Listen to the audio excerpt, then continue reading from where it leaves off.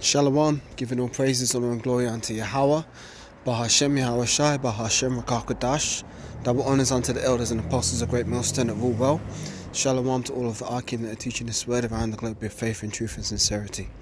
I'm the brother Caleb from the GMS England London Forecasters Camp, back with another lesson to help edify the Lord's elect. I always begin my videos by saying this because you never know which one of your videos may be the first person that one of the hopeful elect may click on. So I always like to start by saying this, that we are the real Hebrew Israelites.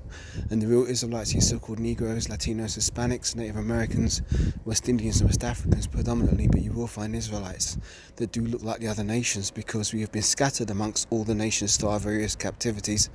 But if your seed line by your forefathers goes back to the man in the Bible that was named Israel, then you too are an Israelite no matter what you may look like, because the book of Numbers, 1st chapter and 18th verse tells you that your nationality is determined by the lineage of your forefathers. So I want to entitle this lesson something along the lines of, they claim that they love you but their actions show otherwise. Or maybe I'll entitle it, they claim that they love you but would they be willing to die for you? I think that's a more powerful title. They may claim that they love you, but would they be willing to die for you? You see, because a lot of people in this world like to use the word love, and people outside of this truth don't actually know the meaning of the word love. You could walk up to 10 different people and ask them, what does the word love mean to you? And I guarantee you get 10 different answers, especially if you're asking women. But the Bible clearly tells us and defines what love is. Now, one of the things that I often see when we're out teaching in the street is you get guys come past the camp and they're like, yeah, it's good what you guys are doing, innit? And we say, yeah, but do you have time for the Bible? Oh yeah, well, I'm just on my way somewhere, but yeah, I'll come back. You guys gotta, what time are you guys here till? We'll tell them, yeah, we're here every Thursday, or we're here every Saturday. Yeah, I'll come back. But yet them guys never come back. But you know what them guys always say? One love, yeah, one love. It's all love. They always like to say that. Oh yeah, it's all love, innit? Peace, love and light and all this kind of rubbish. Which really goes back to New Age doctrines, which is nothing new at all. It's only old Babylonian witchcraft coming back in its lot. But it's, forgive me, it's loud. But it's banded about as New Age shit. But people come with that stupid Bob Marley vibe, especially the Rastafarians.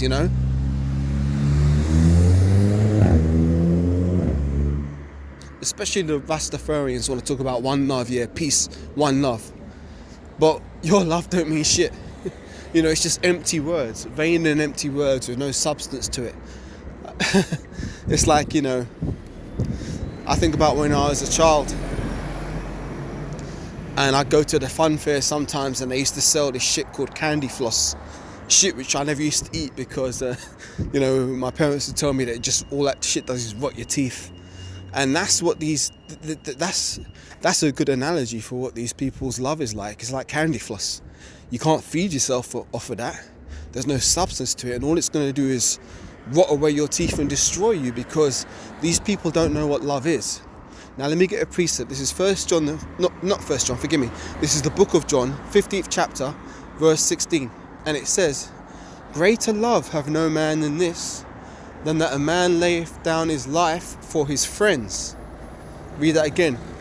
Greater love have no man than this, than that a man lay down his life for his friends. So if you really love somebody, you'd be willing to die for them. And you wouldn't think twice about it. Now, I'm going to tell you this in sincerity. A lot of the men in the truth have that attitude towards their brothers, man, myself included. God forbid if a bad situation was to arise, you'd want to defend your brother, and you'd be willing to sacrifice your life for the sake of another brother, because the scriptures do say that we're not supposed to love our lives unto the death. Now, It's easy to say that when times aren't hard and adversity is not directly square in your face, but really it's the attitude that we have for the love of our brethren and for the love of this truth and ultimately for the love of Yahweh Shai. Now, the people in this world, they don't know the love of the Lord. They don't know how to love their neighbor. In fact, they don't even know how to love themselves, because all of their actions are ultimately self-destructive and they don't even know it. By not adhering to this, especially if they're talking about you Israelites predominantly, right? By not adhering to the law, statutes and commandments of the Bible, all you're doing is ultimately shooting yourself in the foot. You're really a self-destructive entity because you don't know how to operate and use your body according to how the Most High designed it to be. Take, for example, the consumption of unclean meats, like eating pork, shrimps, crabs and lobsters and crayfish and all kind of madness. That shit will make you sick. It will destroy your health. Being a homosexual, for example, that will destroy your health, because that's against the law of the Bible. That's sodomy. And what does that lead to? STDs, diseases and death. So there's many things in the Bible which, if adhered to, they lead unto life. What does the scripture say about Yahweh Shai and the way, the truth and the life? All they that hate me love death. That's what the scriptures say. So these people don't know what love is. They use the word love, but it's just empty. As I said, it's like candy floss at the fairground. In America, I think you guys call that cotton candy. Something along them lines. I'm not from America, and I've never been to Babylon the Great, so I don't know, except what I've seen on TV, but I think that's what they call it out there. But over here in the UK, we call it candy floss. So, what else was I going to say? The scriptures also say, because iniquity shall abound, the love of many shall wax cold. Let me pull that one. Bear with me a second.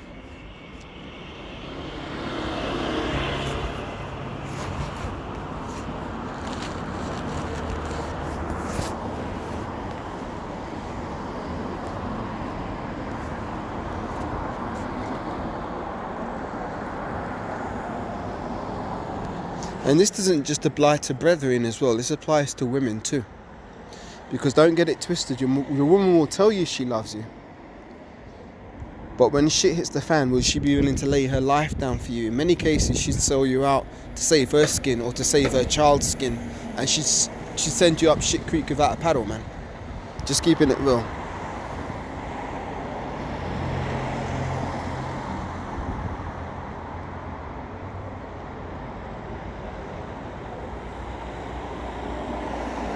Matthew 24 and verse 12.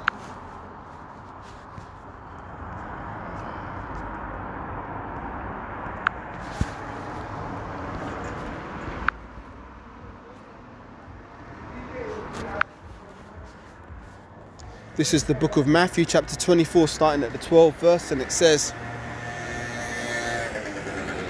"And because iniquity shall abound, the love of many shall wax cold." So that's basically the state of play. We live in a world where iniquity is rife. So the love of many has waxed cold. So these fools that come past the camp talking about, yeah, peace, love, yeah, one love, and it's all love, brother. They ain't got no love in their hearts, man. That's why their actions show what they really are. We're not stupid, man. We're experienced enough in discerning spirits to tell when a man's full of shit. But that man himself isn't experienced to know the amount of shit that he's spewing out of his own mouth. It'd be better if he kept his mouth shut and just went down the road rather than talking about, yeah, one love, innit? One love, yeah, support what you're doing, innit? You got to love everyone, innit? See, that's that fucking Babylonian bullshit about, we can all come together as one, that fucking Tower of Babel shit, man. And that's what the Most High ain't dealing with.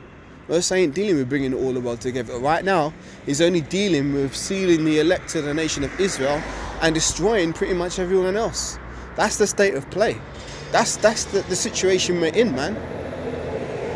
That's why we've got to be cognizant of the times. What did it say in 2 Ezra 9? Measure thou the time diligently in itself. When thou seest part of the signs past which I have told thee before, then shalt thou understand that it is the very same time when the Highest will begin to visit the world which he made. So how's the Most High going to visit this world? Through his judgments, man. Through the the great things that are about to take place on the face of this earth, things that no man has ever seen before. The scriptures say men's heart shall fail them for fear.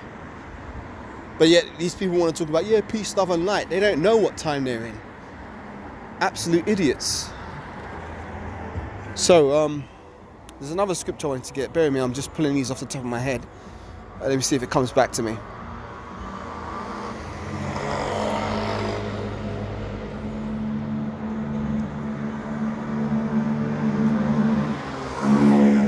Yeah, I've got it. 1 John 5 verse 3.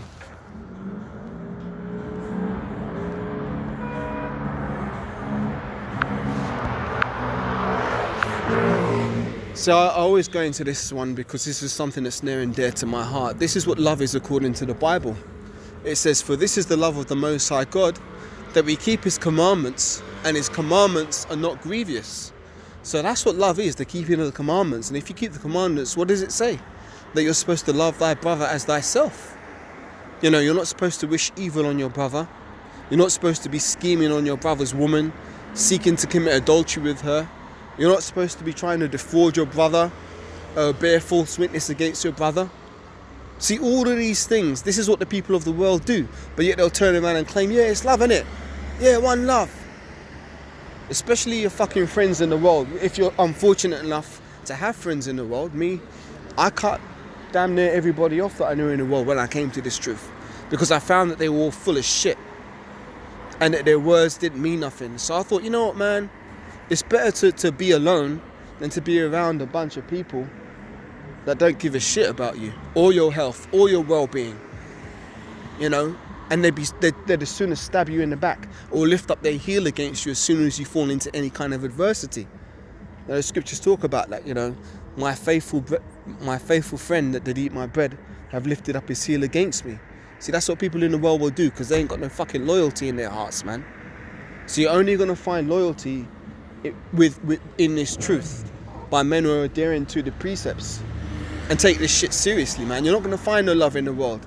And I could go into the love of women, but I think I'll save that for another lesson because that could be a part too, because a lot of women in this world will claim that they love you, but really none of them can provide you any comfort in this world, sadly. The only real comfort you really get is from the scriptures. You know, a woman can't comfort you the way a man on this side needs to be comforted because they don't want to partake in your affliction. And if you... A lot of demons around, forgive me.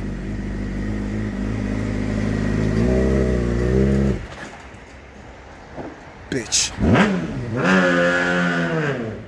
See, demon want to start revving his motorcycle as soon as I go past, but his engine just cut out. That's funny, that's the Lord, man, because I think I'm doing the lesson, right? The guy was sitting there silent. As soon as I come near him, he wants to start revving his motorcycle engine, but the motorcycle made his engine cut out. Bitch. Anyway, so, yeah, you know, a woman may claim that she loves you with her mouth, and her lips might be smoother than oil. It might sound sweet, but deep down in your heart, you will know that your woman can't comfort you the way you need to be comforted. Because if you open up to your woman the way you really want to open up, she's going to be looking at you sideways like, ah, this nigga's weak, man. You know, why is he telling me about his problems and shit? See, women don't want to hear that, man. Women don't want to be burdened with what we have to deal with on this side. But that's another lesson in itself. But yeah, that's my point, man. A lot of these people are full of shit. They claim they love you with their lips, but inwardly their heart is far from you. So with that, Lord, when it's edifying little lesson, giving all praises, honor and glory unto Yahweh, Bahashem, Yahweh Shai, Bahashem Rakakadash, double honors unto the elders and apostles that rule well. Shalom to all the Arkim teaching this word around the globe with faith and truth and sincerity, and I'll catch you on the next one, Lord willing. Shalom for now. Wa abba wa comment Shalom.